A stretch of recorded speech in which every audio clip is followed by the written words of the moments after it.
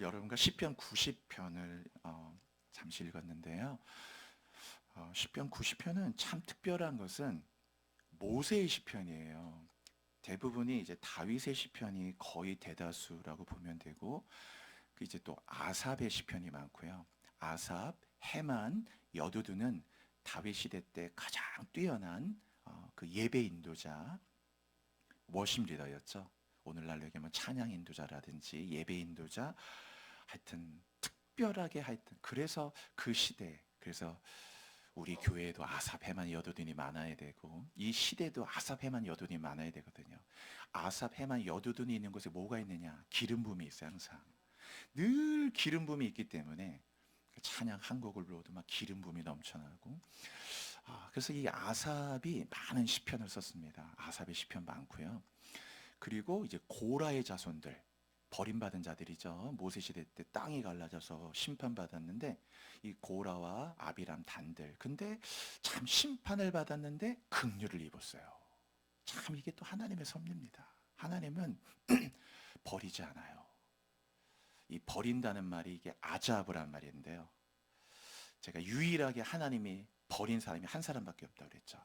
그게 바로 아들을 버렸어요. 아들.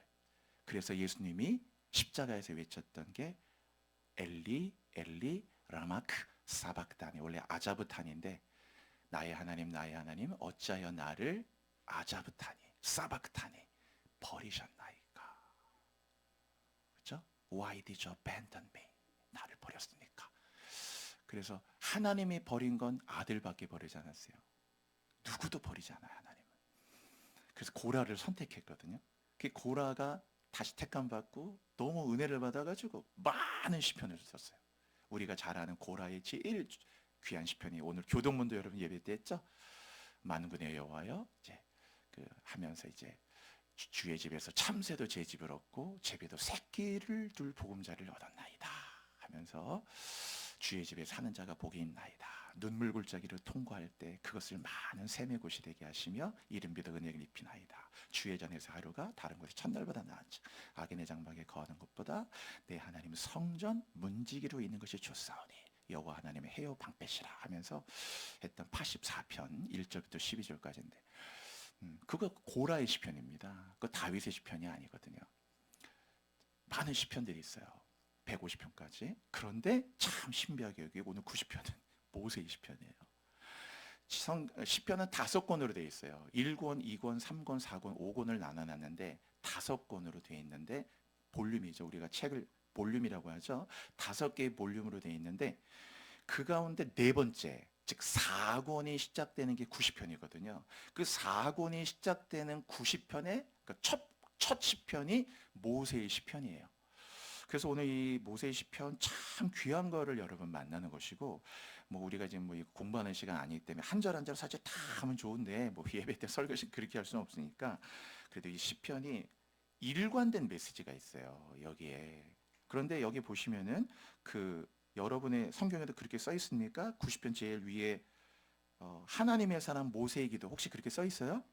예, 이게 성경마다 좀 다른 게 있어가지고, 예, 여기서 놀라운 것은 하나님의 사람이란 말을 붙였다는 거. 그냥 모세의 기도라고 썼는데 거를, 자, 모세가 어떤 사람인가를 다시 알 수 있죠. 하나님의 사람 모세의 테필라 기도다, 이런 거죠. 그 우리가 붙인 게 아니고 그 히브리어 원 제목에 다 그런 게 있어요, 이게. 그래서 모세의 테필라 기도다. 자, 모세가 여기에 뭘 썼냐면요, 모세 대단하죠? 막 바로 이기고 바다를 가르고 이런 모세인데, 여기 보면 이제 그 2절 보시면요, 산이 생기기 전 땅과 세계도 주께서 조성하시기 전 곧 영원부터 영원까지 주는 하나님이시니이다. 그러니까 이 산, 땅, 저 뭐 히말라야, 에베레스트까지 모든 산과 땅과 바다가 세계가 생기기 전부터, 이제 태초부터, 거기에 보면 2절의 핵심이 뭐냐면 영원부터 영원까지. 그죠? 올람 바예드 올람이라면 영원부터 영원까지. 그래서 여러분이 교인이 신앙이 변화되는 그 포인트가 몇 가지 있는데, 그 가장 중요한 포인트는요, 이 변곡점이 뭐냐면은 단순히 은혜를 받는 게 아니고 은혜 받으면 좋아지고 하는 것이고 이제 어떤 근본적인 존재적 변화가 일어나는 그 포인트가 영원의 눈을 뜰 때예요. 영원을 알고 영원의 눈을 뜨고 이터너티라고 그러죠. 영어로 이터너티. 그 이터너티란 찬양도 있는데 정말 그 가사가 은혜롭거든. 이터너티. 그 영원인데 제가 이 설교 시간에는 그런 말씀 드렸죠. 시간과 영원은 다른 개념이라고. 꼭 여러분 이걸 잘 이해해야 됩니다. 교회 나와서 이거를 이해 못하면은 이거 정말 너무 안타까운 거예요. 시간과 영원은 다른 개념이다. 우리가 말하는 시간은 이렇게 흘러가는 거예요. 과거, 현재, 미래. 그래서 계속 흘러가는 시간을 크로노스라고 하는 거예요. 헬라어로. 그리고 이 크로노스의 시간 속에서 일어나는 걸 이제 카이로스라고 하는데 계속 똑딱똑딱똑딱똑딱똑딱 계속 흘러가죠. 이 시간 흘러가잖아요. 이거는 시간이죠. 이 시간은 만든 거예요. 만들었다. 하나님이 창조했단 말이에요. 그런데 하나님은 시간 속에 있는 게 아니라 하나님이 창조한 시간 속에 하나님이 거합니까? 하나님은 시간 속에 있는 게 아니고 영원에 계시다. 그러니까 시간적인 개념이 영원이 아니라 그러니까 영원은 시간과 아무런 개념이 없어요. 예를 들어 여러분 이 꽃과 피아노 어떻게 비교합니까? 질이 다르잖아요. 피아노를 비교하려면 다른 바이올린이나 다른 악기들 비슷한 게 와야 같은 계열로서 뭐가 비교가 되는 거지. 이거는 건반 악기야, 이건 현악기야, 이건 무슨 뭐라고 비교를 할 거 아닙니까? 비교가 안 되잖아요. 아예 다른 거니까. 그렇죠? 시간과 영혼은 아예 다른 거예요. 그러니까 하나님은 영원에 계시고 인간의 시간 속에 있기 때문에 그렇기 때문에 우리가 2000년 전에 죽으신 예수 그리스도를 지금 영접해도 그 2000년 전에 죽으신 예수 그리스도의 보혈이 2025년에 영접해도 똑같이 역사하는 겁니다. 시간 속에 이루신 메시아의 사역이 시간 밖에 계신 영원하신 하나님이 그 일을 근거로 해서 아무 공로 없는 우리들이 그래서 성육신했다라는 말은 예수님이 시간을 뚫고 들어오셨다는 거예요. 우린 시간 속에 살아요. 시간은 뭐냐? 제한이라 그거 여러분. 제한이야 제한. 우리는 제한. 그리고 제한이 되고 있어요. 그러나 영혼은 제한이 없어요. 그렇기 때문에 영혼은 영원한 거예요. 그래서 예수 믿으면 어떻게 되느냐? 시간의 생명을 받는 게 아니고 영혼의 생명을 받아서 영생을 얻는 거예요. 여러분이 그 영생을 자꾸 정말 이거 다 우리가 잘 모르는 것처럼 이게 영생이 500년, 1000년 이거 생각하면 지금 말씀은 시간이 아니라고. 시간 속에 사는 자가 예수를 영접할 때 하나님 안에 있는 생명, 영혼의 생명을 생명을 얻는 거예요. 그래서 그 생명과 연결하는 연결의 고리가 부활이 되는 겁니다. 나는 부활이요 생명이 나를 믿는 죽어도 살겠고 살아서 나를 믿는 자는 영원히 죽지 아니하리라 그랬잖아요. 영혼의 눈을 떠야 예배가 시작돼요. 왜? 시간 속에 사는 인간은 다 똑같아. 권력자나 대통령이나 대법원장이나 대기업의 CEO나 누구든지 백만, 억만, 천만장자든지 누구라도 올림픽의 금메달리스트 누구라도 사람들 사이에 유명하다 뭐다 이런 것 뿐이지 다 시간 속에 사는 인간은 똑같다. 영혼의 눈을 뜰 때 거기서부터 경외감이 생기고 내가 나의 작음을 알고 그분의 크심을 알아. 그런 거예요. 이제 저 높이 솟은 산이 되기보다 여기 오름직한 동산이 되길. 이게 얼마나 소중하다는 것을 영원의 눈을 떠야 안단 말이에요. 그럼 시간 속에서 있는 슬픔과 아픔과 고통과 이런 부분들을 영혼의 관점에서 바라봐야 견딜 수 있는 힘이 생기는 거예요. 어떤 의미인지 아셔요 여러분? 영생이라는 걸 죽어서 영원히 살 거야 이런 게 아니라 그 말이에요 여러분. 하나님의 나라에 산다는 건 어떤 것인가?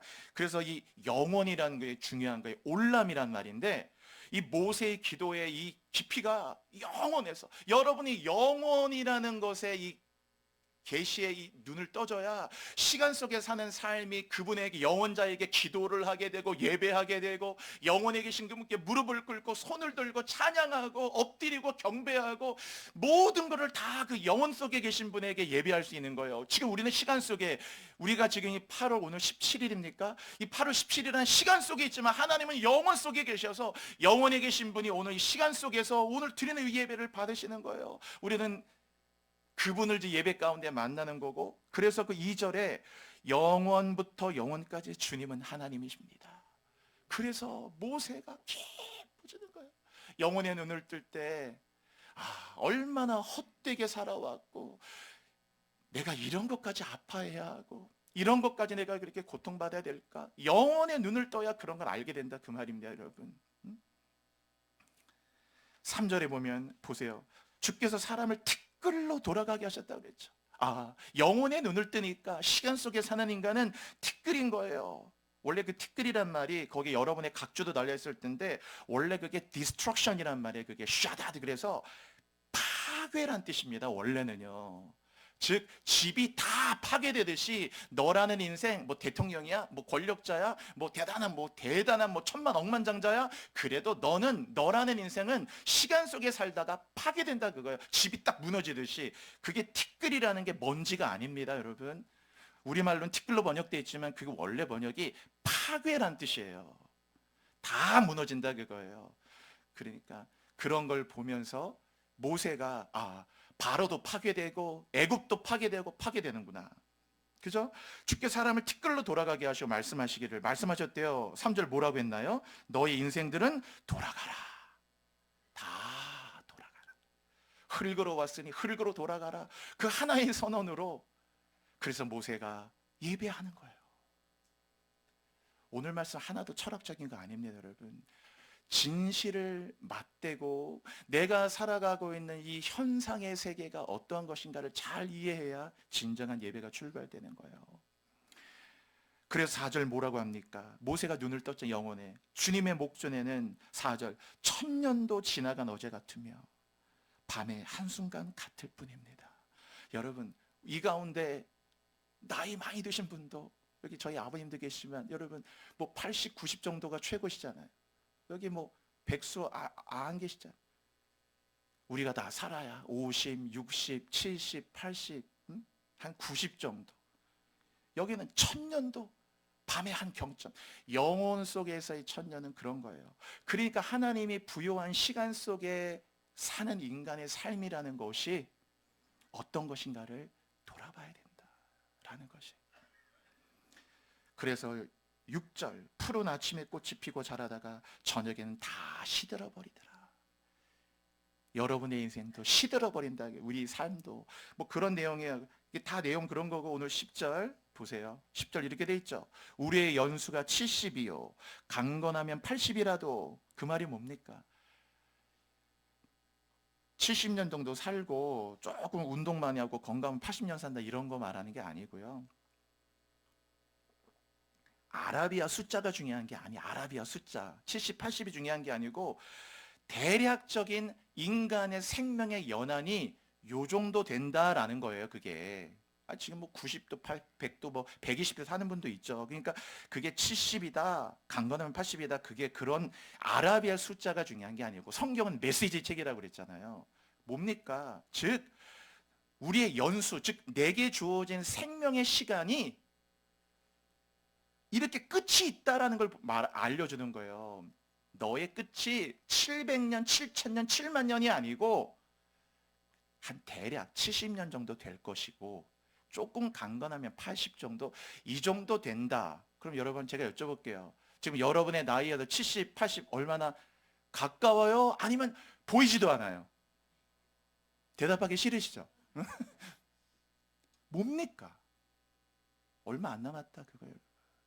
뭐가? 너의 끝이. 그러면 이게 그렇게 화낼 일이에요? 이게 그렇게 상처받고 고통받을 일이에요? 이거를 잊지 못해서 또 고통받으면서 영혼 속에서 시간 속에 있었던 이 모든 아픔들을 다 뒤로 하고 영혼 속에서 시간을 만져주시기 때문에 우리는 그것을 바라보고 가는 거거든요. 우리의 연수가 70, 강건하면 80이란 말은 너의 끝이 정해져 있다는 말이고, 축구 경기가 시작되지만 전반전 45분, 후반 45분 딱 정해져 있는 겁니다. 야구가 1회 시작하는 것 같은데 9회까지 다 끝나는 거예요. 9회까지야, 9회까지. 뭐 연장전도 있겠지만 9회까지. 축구도 90분 정해져 있어요. 배구도 5세트까지. 빨리 끝나면 3세트 3대0으로 끝나는 거고, 아무리 길어봐야 3대1, 3대2에서 5세트 끝이에요. 농구는 4쿼터까지 끝나는 거예요. 끝이다. 근데 그게 얼마 안 남았다. 그리고 10절, 그 연수의 자랑은 수고와 슬픔뿐이요. 무슨 말입니까? 이렇게 정해져 있는 짧은 시간을 살 때 하나님 없이 살아가는 삶은 결국에는 남는 건 뭐냐? 수고와 슬픔만 남는다라는 거예요. 이것이 그냥 열심히 공부하고, 그래 대학 가고, 뭐 취업하고, 결혼하고, 그래서 뭐 애 낳고, 그래서 그 아이들 기르고, 뭐 하고, 집 한 채 마련하고, 뭐 하고 막 살아오는데 그게 벌써 50대 중반 60이 됐네. 열심히, 그것도 열심히 산 사람들 막 타락하고 막 그러지 않고, 진짜 폭삭 속았다죠. 열심히 노력해서 아빠, 무쇠덩어리 같은 그 인간이 막 열심히 하고, 엄마로서 아빠로서 뭐 하고 뭐가 남느냐? 열심히 살았죠, 여러분. 엄청나게 열심히 살았을 거예요, 여러분. 저보다도 잠도 못 주무시고, 뭐 어떤 분은 2시간, 3시간밖에 못 자고 뭐 그러시면서. 그러나 여러분의 인생을 되돌아보면 뭐가 남느냐? 수고와 슬픔밖에 안 남아요. 행복 남아요? 너무 행복했고 너무 기쁘고 정말 막 견디기 힘든 이 행복감이 오고, 이런 분 아마 거의 없을걸요. 다 지나간 세월 보면은 뭐 오늘 대단한 신라 호텔 가서 뭐 엄청난 거 먹고, 내일은 저 워커리 호텔 가서 뭐 먹고, 그래도 결국 뭐가 남느냐? 수고와 슬픔만 남는다라는 거. 삶이 다 뭐가 없으면, 하나님이 없으면 그렇다라는 거예요. 그렇기 때문에 정해놓은 시간 속에 사는 동안 하나님과 함께 걸어가야 인생의 수고와 슬픔이 남는 게 아니고 영생과 기쁨과 자유와 영원한 복락이 넘치게 되는 거라는 거예요. 그래서 수고와 슬픔이 남기는 인생이 되게 됩니까? 여러분도 교회 나오셔도 여러분의 지나간 세월 보세요. 그냥 다 수고한 생활. 엄마가 얼마나 고생한 줄 아냐 이놈아? 아빠가 얼마나 고생하면서 결국 수고와 슬픔만 남는 거예요. 교회 나와도 수고와 슬픔만 남는 인생 되지 마시라 그거예요. 그렇죠? 그리고 그 날조차도 10절에 보시면 신속히 가니 그랬죠. 끝에 얼마나 시간도 빨리 가는지 그냥 날아간다고 그랬잖아요. 10절에 화살처럼 슉 하고 날아가니까 이것을 인지하고 있으라. 아무리 여러분이 당장 내일 모레 뭐 많이 야근할 것도 있고 일도 많으셔도 이런 것을 기억해야 된다. 11절, 누가 주의 노여움의 능력을 알며 누가 주의 진노의 두려움을 알리까? 이렇게 물어보는 것은요, 성경의 최고의 강조라고 그랬죠. 여호와의 산에 오를 자가 누구며, 뭐 이런 식의 물어보는 것은 강조를 제일 하는 거예요.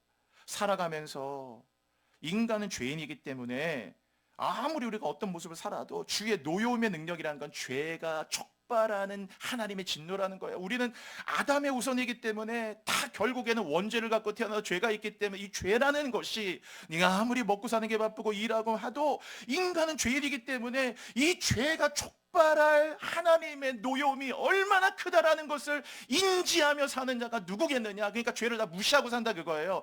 그 죄니 그런 게, 복음이니 예배니 그런 게 중요한 게 아니야. 당장 나는 오늘도 5만 원 벌고 10만 원 벌고 10,000원 벌어야 된다고. 맞죠. 그거 안 벌면 어떻게 삽니까? 그래도 우리가 은혜로 살고 알고 존재로 살아야 되는데, 노여움의 능력을 안다면 우리가 그러겠습니까? 만사를 제쳐놓고 예수 믿고 십자가 앞에 나가 회개하고 그럴 텐데, 왜? 죄가 무섭다는 걸 안다면 아무도 그런 사람은 없다라는 거예요. 누가 알겠느냐? 그리고 반드시 진노의 두려움을 알릴까라는 말은 인간은 생명을 주신 그분 앞에 결산하게 된다고요. 달란트 비유하고 똑같죠. 5달란트 줬기 때문에 5달란트 받은 자를 평가하는 겁니다. 두 달란트를 줬기 때문에 2달란트 받은 자와 앞에 와서 결산을 하는 거예요. 왜? 주었기 때문에 결산하는 거예요. 생명은 하나님이 나에게 주셨기 때문에 이 생명을 어떻게 살았느냐를 결산하는 분은 생명을 주신 그분이 결산한다라는 거예요. 아무도 이렇게 할 리가 없어요. 그런데 하나님은 시간을 부여하고 우리에게 70년이든 80년이든 90년이든 100년이든 우리에게 주어진 시간을 살도록 했기 때문에 이 시간 5달란트 받은 자와 같이 이 시간 속에서 뭘 했느냐, 이 내가 살아온 삶의 궁극적인 결산이 있다는 것을 기억하며 사는 자가 누구이겠느냐, 그런 거예요. 그런 것을 알고 있다면 절대로 오늘처럼 이렇게 살지는 않겠죠. 오늘 여러분이 오늘 바라보는 현실, 오늘 바라보는 생각, 오늘 바라보는 어떤 느낌, 오늘 바라보는 어떤 것이 아니고 여러분의 마지막에서 오늘을 바라볼 때 완전 다른 관점에서 보인다는 것을 아시게 될 거예요. 오늘 이 90편이 그런 걸 얘기하는 겁니다. 12절. 그래서 모세는 이렇게 간구하잖아요. 12절. 우리에게 우리 날 계수함을 가르쳐 달라. 저는 이게 놀라운 것 같아요. 가르쳐 달라. 영어를 잘하는 사람한테 제발 영어 좀 가르쳐줘. 수학을 잘하는 사람은 수학 좀 가르쳐달라고. 컴퓨터를 잘하면 컴퓨터 가르쳐달라고 해야 되잖아요. 가르쳐달라고. 그런데 모세는 뭘 가르쳐달라고 얘기하냐면은, 뭘 가르쳐달라? 왜? 반드시 배워야 하고 알아야 되기 때문에 가르쳐달라고 하는 것인데, 그 가르쳐달라는 내용은 우리날 계수함이에요. 무슨 말입니까? 내게 남아있는 날이 얼마인가를 카운트할 수 있는 이 마음을. 왜? 이것은 누구도 가르쳐 줄 수가 없어요. 내 인생에 끝이 있다는 것과 또 그 끝이 얼만큼 남아있다는 것을 그걸 알려주고 그것을 하루하루 세면서 살아야 된다라는 거. 즉 센다라는 것은, 그거를 계수한다는 말은 뭐 날짜만 세는 겁니까? 그 날들을 준비하고 그 일들을 기억하고 그렇게 해서 우리가 하루하루 그렇게 마지막을 향해 나간다는 사실에 대해서 분명히 이걸 모든 것을 가르쳐 주는 것인데, 이것을 가르쳐 주는 건 교수님도 안 되고 누구도 가르쳐 줄 수 없고 생명의 주님이신 주님밖에 가르쳐 줄 리가 없어요. 그래서 모세는 하나님께 내 남아있는 날이 얼마입니까 하나님, 그것을 카운트할 수 있는 걸 가르쳐 달라고 한 거예요. 그렇게 내 남아있는 날을 셀 때 12절 어떻게 되느냐, 지혜로운 마음을 얻게 된다 그랬죠. 자, 한번 영어로 한번 보여드릴게요. 뭐 평범한 NIV 번역이지만은 여기 가르쳐 달라고 하죠. Teach us. 뭘 가르쳐 달라고 그러느냐? Number our days aright. 내게 남은 내 인생의 날이 얼마 남았을까?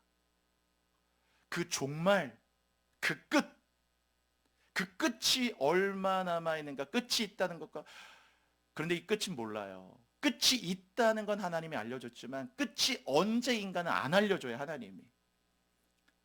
내일일 수 있고 모레일 수 있고 10년, 20년, 30년, 50년 흘러서 몰라요.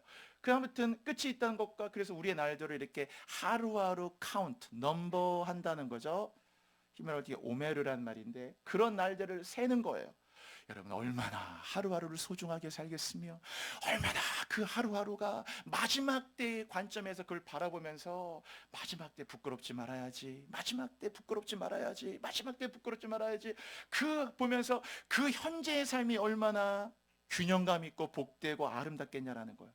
그렇게 할 때 밑에 we may gain heart of wisdom, 지혜의 마음을 게이닝하는 거예요. 얻는 거예요. 바로 그게 지혜라. 그게 지혜. 자신의 날의 날을 계수하며 사는 사람. 내 회사 생활이 얼마 안 남았구나. 회사 생활 언제인지 몰라요. 1년인지 2년인지. 그러나 내 회사 생활이 얼마 안 남았구나라는 것들을 생각하고 그것을 계수하며 살아갈 때 적어도 회사 생활도 달라진다는 거예요. 우리 결혼 생활이 얼마 안 남았구나. 여보, 우리가 같이 앉아서 밥 먹고 오늘 커피 한 잔 마시면서 함께 할 날이 얼마 안 남았네. 그때 내 앞에 있는 아내와 남편이 얼마나 소중하겠냐고요, 여러분. 그것을 계수하면서, 여보 오늘 맛있게 밥 먹자. 응? 그리고 차 마시자. 뭐 이런 데 와서 돈 아끼냐? 먹고 싶은 거 뭐냐고. 다 얘기하세요. 다 얘기야. 먹고. 뭐 이런 걸 갖고 싸울 일이 있겠고 굳이 이걸 갖고 감정 소모하면서 다투고. 그러한 헛됨으로부터 이 마지막을 계수하는 마음이 지킨다. 여러분이 이렇게 예배를 드릴 날들이 얼마나 될까요? 제가 주일은 1년에 52번밖에 안 된다고 그랬죠. 10년 해봐야 여러분 엄청나게 긴 것 같아도 이 성가대, 찬양대 여러분이 가운 입고 찬양하는 이 날은 1년에 52번밖에 안 되고 10년 한다 해도 520번밖에 안 돼. 52,000번도 아니고 하루하루 여러분이 가운 입고 할 때 얼마나 소중하냐 말이죠. 얼마나 소중하냐. 그것이 우리의 날을 계수하는 거예요. 이것을 가르쳐 주리는 하나님밖에 없다라는 것이에요. 여러분, 하나님의 나라는 결산의 나라예요. 여러분, 하나님의 나라는 결산한다고. 그 마태복음에 보면요, 이 끝이라는 단어를 예수님이 엄청나게 많이 사용하셨어요. 그래서 한번 그냥 제가 보여드릴게요. 그냥 보기만 하세요. 여기 마태복음에 주님이 밑에 그냥 보세요. 세상 끝에도 그러하리라. 우리 그냥 넘어가는 것 같지만 예수님이 이 끝이라는 단어, 이 끝이라는 헬라어가 쉰텔레이아스라는 헬라어예요. 이 쉰텔레이아스를 얼마나 의도적으로 많이 쓰셨는지 몰라요. 예수님은 계속 끝이 있다. 야, 경기 끝나. 좀 있으면 경기 끝난다. 너의 결혼 생활 끝나. 네 인생 끝나. 네 회사 생활 끝난다. 다 끝나는 거야. 끝을 계속 얘기하잖아. 그렇기 때문에 우리가 끝이 있다는 걸 계속 기억하고 살아요. 자, 보세요. 그 다음 마태복음이죠. 13장. 세상 끝에도 그러하라. 이거는 역사의 종말이니까 세상 끝입니다. 그 다음부터 계속 넘어갈게요. 맨 밑에 보면은 제자들도 묻죠. 세상 끝에는 무슨 징조가 있겠습니까? 끝을 계속 얘기하니까 제자들이 끝에 대해서 인식하기 시작한 거예요. 물어보잖아요. 주님, 끝에는 어떤 징조가 있는 겁니까? 끝은 역사의 종말이 있고 개인의 종말. 역사의 종말은 재림이고 개인의 종말은 죽음이거든요. 이 종말은 두 개 있는 거예요. 자, 그 다음 넘어갈게요. 자, 주님 말씀하세요. 이런 일이 뭐 난리와 난리 전쟁도 있고 러시아 우크라이나 전쟁도 하고 모두 하고 지진도 있고 모두 있고 뭐 쓰나미도 있고 난리와 난리 소만 듣겠으나 이런 일이 있어야 돼. 아직 끝은 아니니라 하셨잖아요. 자, 그 다음 넘어갈까요? 뭐 하면서 복음을 전파합니다. 그제야 끝이 오리라. 끝이 있다는 것을 얘기하죠. 계속 주님이. 그 다음 마지막 28장 보시면요. 마지막 좀 뭐라고 그러세요? 볼지어다 내가 세상 끝날까지 너희와 항상 함께 하리라. 계속 끝을 말씀하시죠. 그죠? 그 다음 성경 구절 볼게요. 여기 여름이란 단어를 주목해야 되는데 이 성경에 여러분 여름이란 단어가 나오면요. 여름은 썸머가 아니에요. 우리의 여름은 썸머는 휴가 계절이지만 성경의 여름의 계절은요. 이게 마지막입니다. 이게 항상 그렇게 생각하셔야 돼요. 왜? 여름이라는 히브리어 키츠가 끝이라는 단어의 끝. 그래서 그 밑에 보세요. 이 윗절 여름에 거두는 자는 그랬죠. 왜? 끝은 수학이 있잖아요. 추수, 결산. 그래서 여름에 거두는 자는 지혜로운 아들이지만 밑에 뭐라고 내면 추수 때 자는 자. 그러니까 여름이 어느 때냐? 여름이 추수해. 우리는 가을이지만 성경은 여름이에요. 여름. 그래서 여름이란 말 키츠와 추수라는 히브리 말 카찌르는 똑같은 단어예요. 같은 어근의 단어예요. 똑같은 말. 한글은 다르지만 히브리어는 같은 어근이라 그거예요. 여름과 추수는. 그 다음 구절 한번 또 볼까요? 여기 보면 마태복음에 이런 말이 있죠. 무화과 나무. 이 무화과를 때 테나라고 하는데 쭉 얘기하면서 뭐라고 했어요? 주님이 여름이 가까운 줄을 알라. 즉 여름이 가깝다는 게 뭐예요? 여름이 아까 뭐라고 그랬죠? 끝. 그래서 무화과 나무 테나는 이 테나라는 히브리어 자체가 파괴가 있고 테나가 있는데 이 테나 자체가 타브와 알레프가 돼서 이거는 처음과 마지막을 얘기하는 게 굉장히 종말론적인 의미를 갖고 있어요. 열매가 이름이 그래서 여름이 가까웠다라는 말은 우리에게 썸머다 이게 아니고 끝이 가까웠다는 걸 알아야 된다. 그게 무화과를 보면서 생각하라 그거예요. 종말을. 중요한 거죠. 성도의 삶은 그래서 언제나 끝이 있다는 걸 계속 붙들고 가야 된다라는 것이에요. 계속 붙들고. 여러분 모든 것은 소멸됩니다. 소멸되지 않는 게 없어요. 그게 창조의 질서예요. 소멸되게 만드는 거. 늙고 그리고 힘 빠지고 하나님이 그렇게 만약에 하나님이 창조의 질서에 아름답게 했는데 이 아름다움이 안 변하면 개독하겠죠. 근데 하나님 그렇게 안 했다 그거예요. 하나님은 생명을 반드시 막 올라가다가 쇠락하게 하셨어요. 그 자꾸 늙으면 힘 빠지는 거예요. 근육도 빠지고 힘도 빠지고 이빨도 빠지고 머리도 다 빠지고 키도 줄어요. 나중에 주름도 있고 피부도 노화되고. 왜? 그게 질서예요. 그래도 늙는다는 거, 힘 빠진다는 걸 받아들이고 살아야 되고 그렇게 하는 거예요. 여러분이 난도 얼마나 예뻐요. 전 꽃 너무 좋아하는데 난 예쁘죠. 그러나 제가 예언을 할 수 있다면 얘는 얼마 안 있어 다 소멸돼요. 얘가 아니요라고 해도 소용없어요. 아니에요? 아니에요. 이렇게 예쁜데요? 아니에요. 제가 예언한다니까요, 여러분. 얘는 금방 소멸됩니다. 여러분의 인생도 똑같다. 키가 클 때 잘 모르죠? 내가 키 클 때 쑥쑥 오늘 3cm 컸네, 5cm 컸네 이거 느낀 사람은 아무도 없어요. 마찬가지로 소멸되어져 가는 것을 느끼는 사람은 아무도 없어요. 소멸되고 있다는 걸 아셔야 돼요. 그래서 하루하루 산다는 것은 하루하루 내 인생의 끝이 가까워 있다는 말이고, 하루하루 산다는 말은 하루하루 이 세상을 떠나가고 있다는 거예요. 그래서 영어에 제가 산다라는 리브, 살다는 리브와 떠나다 리브가 있는데, 사는 거 to live is to live라고 말씀드려요. 사는 것은 떠나는 거예요. 제가 그래서 전에 한번 그 드라마 제목 얘기했잖아요. 그 드라마 내용은 제가 잘 안 봤는데 제목에 너무 영감 받았다고. 그 송혜경과 그 누구 남자하고 나오는 그 드라마였는데 그 드라마 제목이 우리는 헤어지는 중입니다. 짠 제 드라마가 있어요. 내용이 중요한 게 아니고 제목의 메시지가 너무 크더라고. We are leaving 하는 거예요. 그렇죠? 모든 걸 시들어요. 꽃도 시들어요. 나무도 시들어요. 그런데 다 시는데 시들지 않는 것 딱 하나 하나님이 두셨어요. 그게 뭐냐? 하나님의 말씀이에요. 풀은 마르고 꽃은 시드나 하나님의 말씀은 세세 무궁토록 영원하도다. 그래서 이렇게 창조의 질서를 만들어 놨기 때문에 모든 생명은 소멸돼요. 그렇기 때문에 나도 소멸되고 여러분도 소멸되어져 가는 거예요. 그래서 언제나 마지막에서 지금을 볼 수 있는 눈을 가져야 된다는 거. 인생을 너무 뭐 아니면 도로 이런 마음으로 살지 마시라는 거예요. 뭐 아니면 도처럼 성공 아니면 실패고 실패 아니면 성공이고 이렇게 너무 여러분 몰아붙지 말아요. 인생은 무엇을 하느냐라는 것보다는 하나님 앞에 내가 어떤 존재가 되어져 가느냐가 중요한 것이거든요. 그것을 기억하십시오. 자, 오늘 이제 말씀 마치겠습니다, 여러분. 마지막에 있다는 걸 기억하세요. 항상 마지막과 끝이 있다는 걸 기억하고 너무 이렇게 몰아붙지 마시고. 제가 그 범죄도시라는 영화 있잖아요. 마동석 나오는 거 되게 좋아하는데 1편부터 이렇게 나온. 근데 그 영화에 맨 마지막 그 장면에 항상 그런 게 있어요. 이 2편 범죄도시 2편의 맨 마지막에 그 강혜성이라는 악당하고 버스에서 붙어하고 싸우거든요. 예, 싸우는데 둘이 마동석하고 둘이 딱 붙었단 말이에요. 안에서 마지막 싸우는 게 악당. 근데 한번 전에 한번 붙어봐가지고 이 악당의 마동석이 얼마나 센 줄 알아요. 굳이 싸우고 싶지 않아.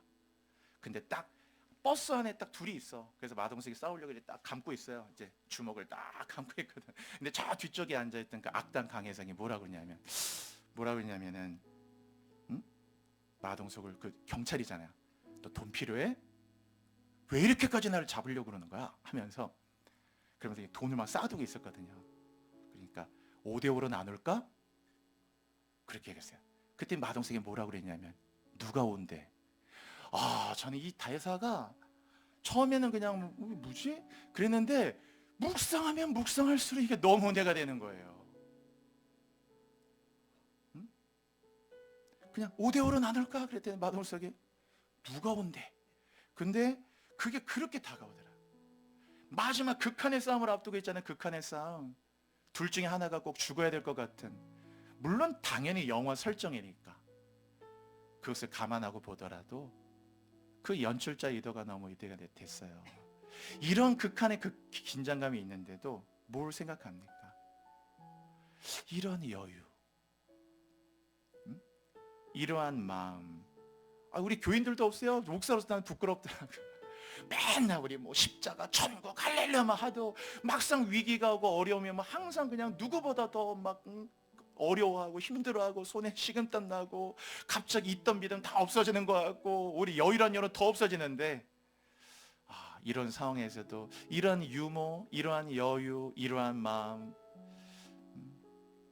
여러분 우리가 이 마지막에서 현재를 바라보면서 소중하게 가셔야 된다는 거예요. 이제 앞으로 여러분의 그 인생의 그 그물에 많은 물고기가 걸리거든요.